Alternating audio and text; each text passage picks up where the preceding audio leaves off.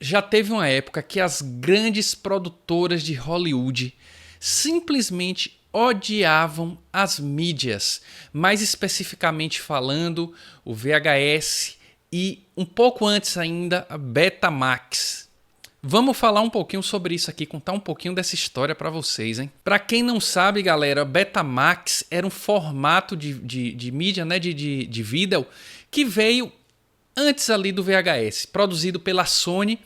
Foi, na verdade, o grande precursor, assim, que deu entrada depois para a disputa com o VHS que surgiu, né? Disputou com o Betamax e o VHS acabou ganhando essa guerra, né? Eu já trouxe um vídeo aqui sobre a guerra da Betamax e VHS, uma disputa entre Sony e JVC. JVC foi a criadora do VHS.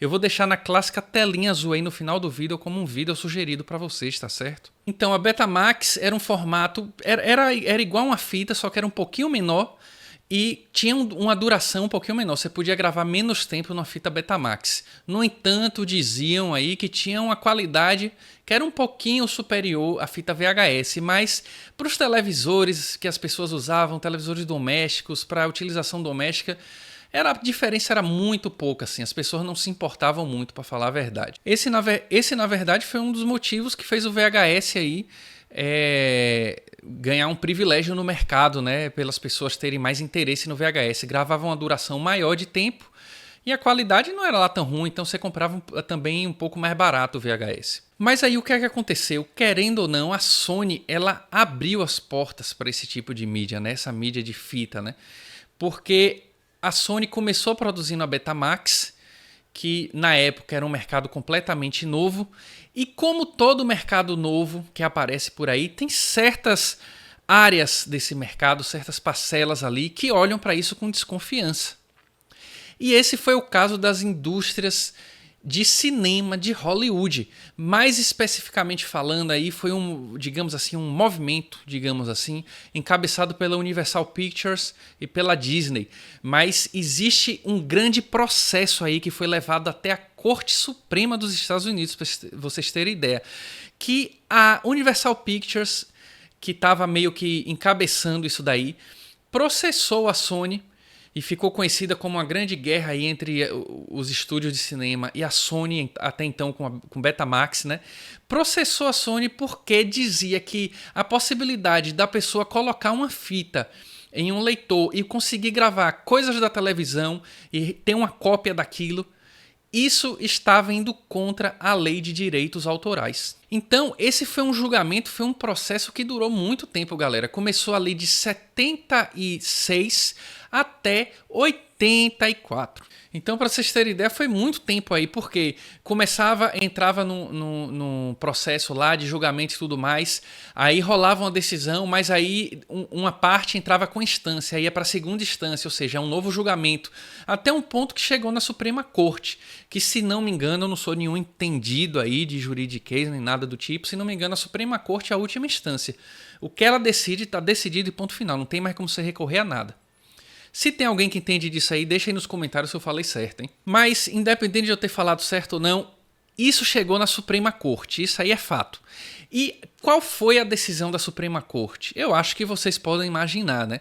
A Suprema Corte, ela disse que isso não iria contra a lei dos direitos autorais, porque as pessoas usavam essas cópias para uso doméstico. Então as pessoas elas só queriam ter aquela satisfação de poder assistir um programa de repente em um horário que elas não podiam conferir na TV. Então elas deixavam gravando para assistir mais tarde, era só isso, entendeu? E vale a gente lembrar que no início não era comum ainda você ver assim filmes para alugar, filmes para vou comprar filme e tal. Justamente porque as produtoras de cinema ali de Hollywood ainda olhavam para isso com muita desconfiança. Então, inclusive, o principal mote, a principal propaganda que se tinha em torno das fitas era a respeito de você ter essa possibilidade de gravar a programação da TV para assistir em outro horário que não naquele pré-determinado pela própria televisão, né, pelo canal. E aí o que é que aconteceu?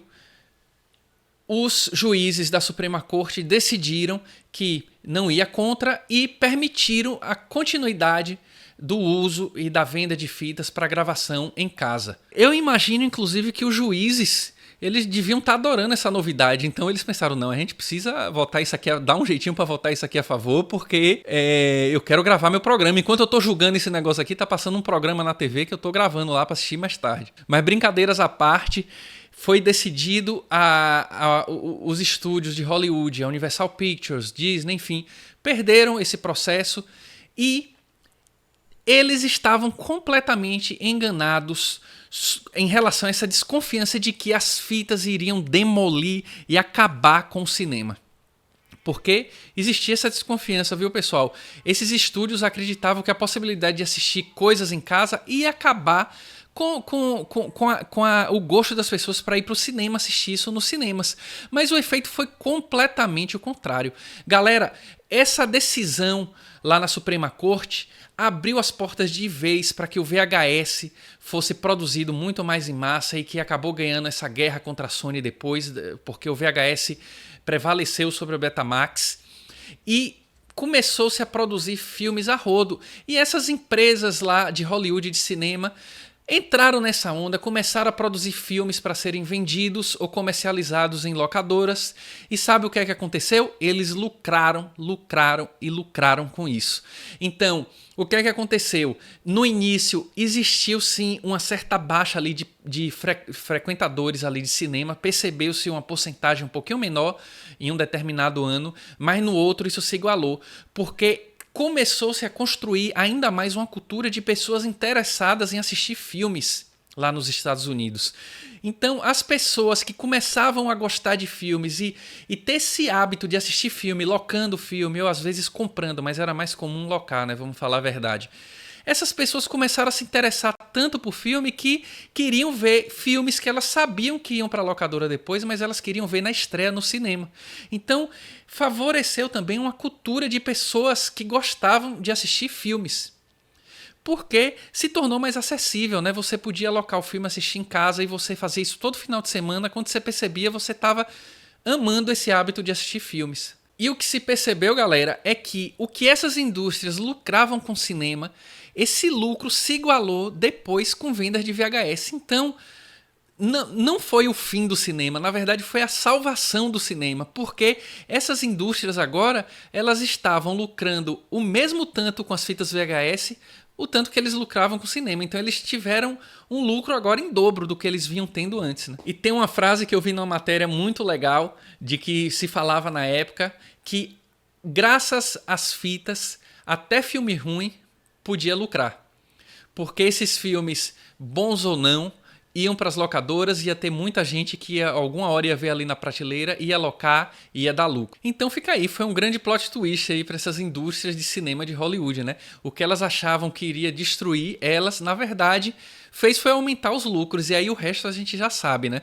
Produção em massa de fita foi uma mídia que durou por muito tempo aí, muito tempo mesmo, e foi só alegria a partir daí. Se você parar para pensar, porra, tem todo sentido, né? Isso daí, porque um filme ele acabava ganhando duas estreias. Tinha a estreia do cinema e depois tinha a estreia das locadoras, que aí todo mundo ia alocar e era muito lucro mesmo. Tinha filmes que não iam tão bem nos cinemas, mas que nas locadoras iam muitíssimo bem. Tinha filmes que iam muito, mas muito bem nos cinemas e às vezes na locadora ia o dobro. Então, realmente só foi vantagem, né? Eu acho que depois de um tempo a Universal Pictures ficou pensando, caramba, imagina se eu tivesse ganhado esse processo, eu não estaria lucrando tanto. E foi isso que ficou definido, então, para uso doméstico não tinha problema, mas claro, se você comercializa filmes ou coisas do tipo, ou faz exibição pública cobrando ingresso, isso aí é um crime. Se você pegar uma fita VHS, qualquer fita VHS que você tem aí, você vai ver isso escrito, inclusive, que é só para uso doméstico, é proibida a reprodução em ambientes públicos, etc, etc e tal. Isso tem, eu acho que nos versos dos filmes ali, você pode procurar no fundo, às vezes passa, inclusive, ali no momento pré-filme ali, antes dos trailers e tal, naqueles avisozinhos que tem ali na fita, né? Bom, galera, então essa foi a história aí da guerra entre a Universal Pictures e produtoras de cinema de Hollywood contra a Sony e o Betamax, que vitoriosos aí, a Sony e o Betamax abriram grandes portas e grandes caminhos depois para o VHS fazer todo o sucesso do mundo e trilhar aí com sucesso por muitos e muitos anos, porque quem viveu sabe aí como foi. Bom, galera, esse foi o vídeo de hoje. Eu espero que você tenha gostado. Se você ainda não é inscrito e você, não sei, se você tem curiosidade, se você ama, se você é apaixonado ou se você só quer... Você nem precisa colecionar, mas você gosta desse tema, sabe? Por curiosidade ou por gostar mesmo, ou talvez você pense em colecionar algum dia. Enfim, se inscreve aí no canal que a gente tá indo rumo aos 2.000 inscritos, hein? 2.000 inscritos já já, eu vou ficar muito feliz aí com esse número de inscritos. É isso aí, galera. A gente se vê na próxima. Tchau, tchau. Falou!